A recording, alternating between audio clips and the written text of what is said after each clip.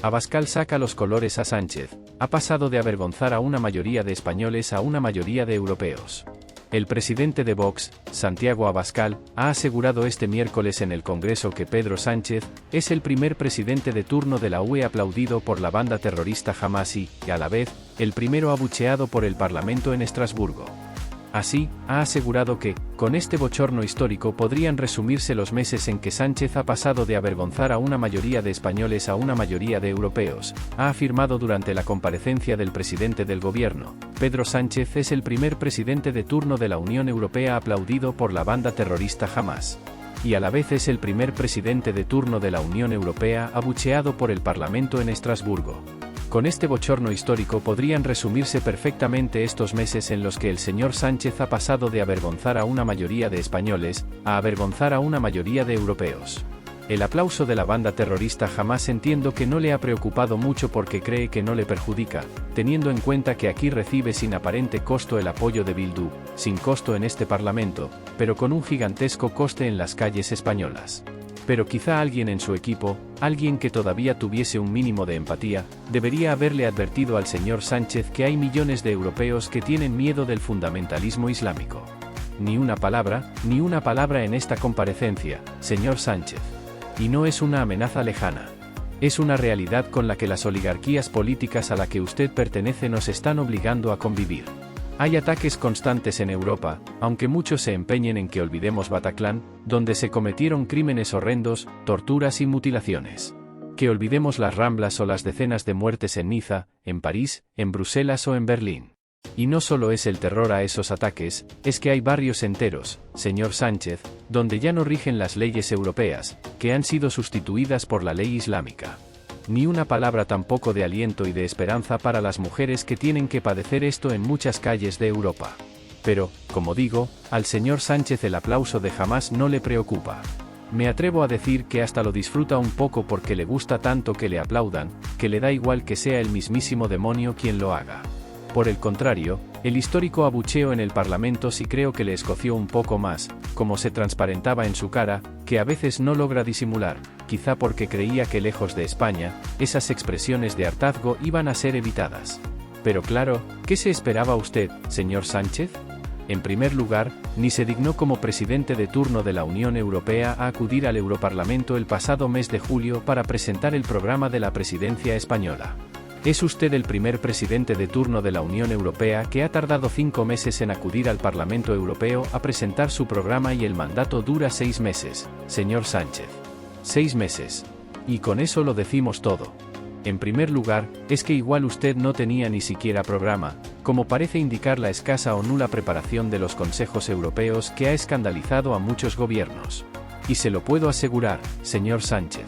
Pero es que además, como ha desempeñado esa presidencia, como lo hace usted todo al servicio único de su interés personal, ha ido al Parlamento Europeo y se ha dedicado a insultar a gobiernos y a líderes europeos, como si tuviese allí el apoyo mediático que aquí ha comprado con los impuestos de los españoles.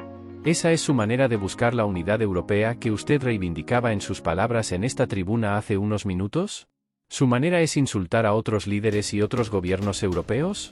Y por si le parecía poco, como guinda, se atrevió a banalizar el nazismo en el Parlamento Europeo hablándole a un alemán como si allí le fuesen a funcionar las mentiras y las manipulaciones con las que aquí nos aburre hasta el extremo.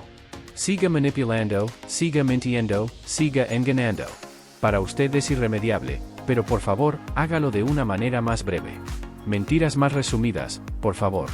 No hacían falta estos 50 minutos, dado que le ha robado la dignidad a la presidencia del gobierno de España, al menos no nos robe más tiempo del necesario. Porque en realidad, para resumir los éxitos de la presidencia de turno de la Unión Europea bastaba un segundo. ¿Éxitos? Ninguno, señor Sánchez. ¿De verdad? Ninguno.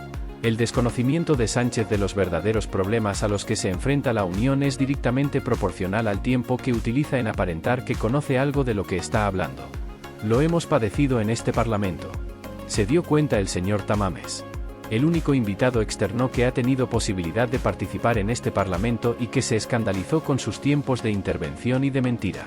En realidad, más que en una presidencia europea, ya sea europea o española, el señor Sánchez ha trabajado en una pura apariencia durante estos años y durante estos 6 meses, como la apariencia de legalidad con la que pretende maquillar el cohecho, el delito de cohecho más escandaloso que ha conocido este Parlamento y que ha dado lugar a su investidura.